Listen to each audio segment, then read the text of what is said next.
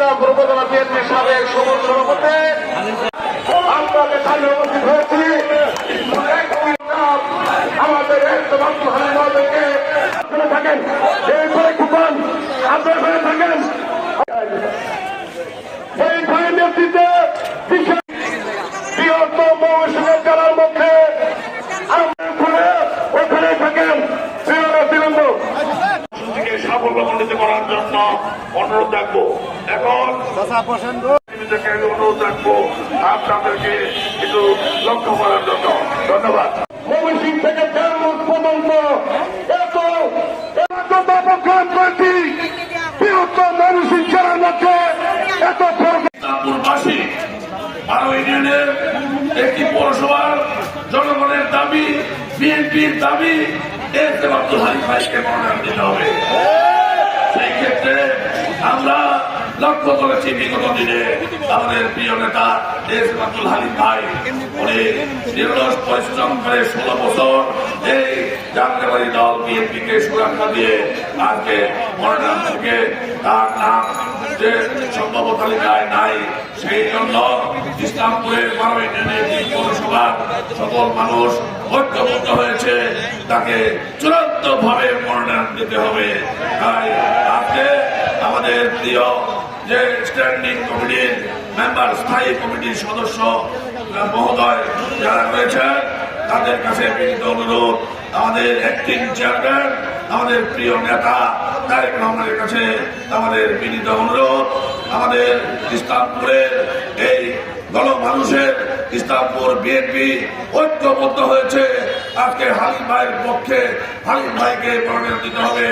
যে ব্যক্তি 16 বছর রাজনীতিতে 14টি মামলাকে আজকে সে লিখে যায় নাই, দুঃসময়ে এই দলের হাত ধরেছিল। 1900 সংগ্রামী সাথী বন্ধু আমার 2008 থেকে শুরু করে আজকে পদটি আমাদের প্রিয় নেতা এসএম আব্দুল হালিম ভাই উনি এই দলকে সুরক্ষা দিয়েছিল, তাই 14টি মামলা তার হয়েছিল। আজকে পাশাপাশি যে ব্যক্তিকে মনোনয়ন সম্ভাব্য মনোনয়ন তালিকায় রেখেছে সেই ব্যক্তি দুঃসময়ে ইসলামপুরের বাড়িতে ইসলামপুরের রাজপথে আমরা দেখি নাই। আমরা পক্ষান্তরে তার একটি মামলাও নাই, তার কোনো মামলা নাই।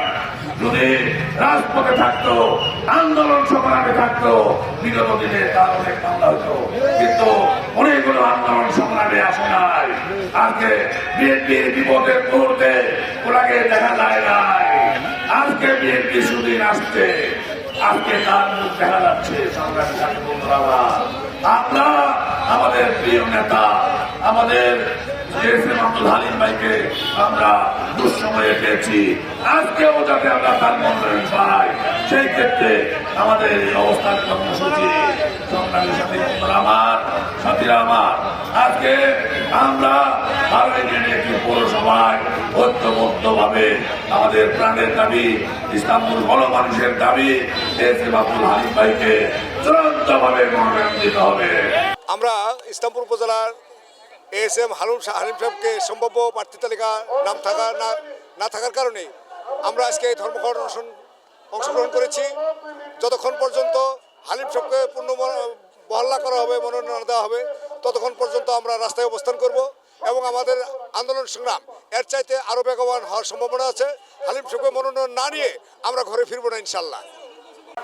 আজকে আমরা এই রাজপথে নেমেছি শুধুমাত্র আমাদের নেতা জনাব এসএম আব্দুল হালিম সচিবের জন্য, তাকে যেন চূড়ান্ত মনোনয়ন দেওয়া হয়। আর আজকে বিগত যে 3 তারিখে যে সম্ভাব্য মনোনয়ন দেওয়া হয়েছে সেটি যেন পরিবর্তন করা হয় এবং চূড়ান্ত মনোনয়ন যেন আমাদের হালিম ভাইকে দেওয়া হয়। আমি তরুণ ভোটার হয়ে আমার এই প্রথম ভোট আমি ধানের শীষেই দেব এবং সৎ ও যোগ্য ব্যক্তিকেই দিব। আর সৎ ও যোগ্য ব্যক্তি হচ্ছে জনাব এসএম আব্দুল হালিম সচিব। আমি যদি জনাব এসএম আব্দুল হালিম সচিবকে যদি নমিনেশন দেওয়া না হয় তাহলে আমরা এই রাজপথ ছাড়বো না। যদি জীবনও দিতে হয় তবে আমরা জীবনই দিব, তবু আমরা এই রাজপথ ছাড়বো না।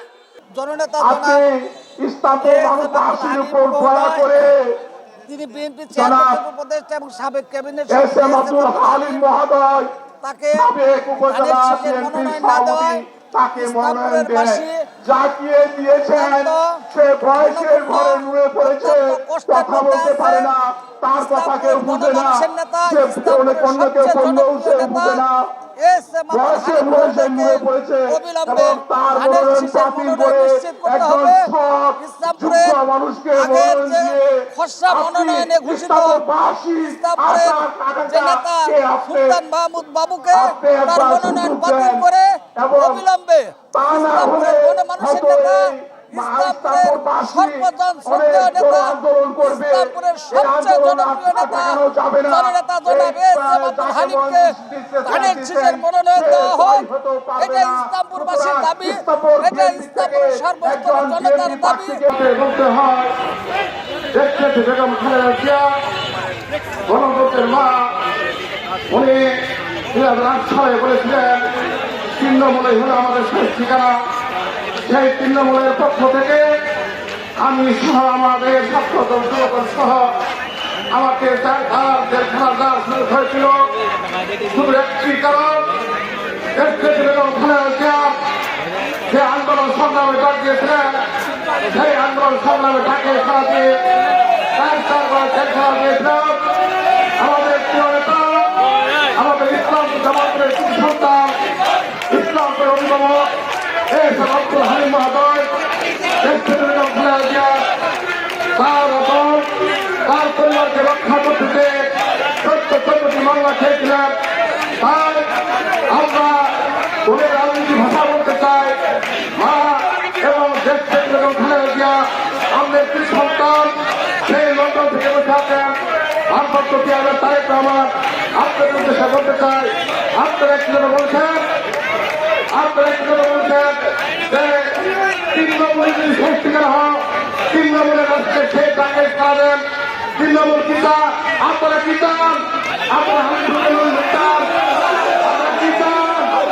আপনাদের দাবিগুলা সুন্দর হবে তো আমাদের কর্মসূচি চালিয়ে যাবো। আমাদের ইসলামপুরবাসীর একমাত্র একটাই দাবি, আমরা হালিম সাহেবের মনোনয়ন দেখতে চাই। উনি আমাদের প্রাণের দাবি, মনের দাবি, ইসলামপুরের সকল মানুষের ইচ্ছা, ওনাকে চূড়ান্ত মনোনয়নের সময় ওনাকে আমরা দেখতে চাই।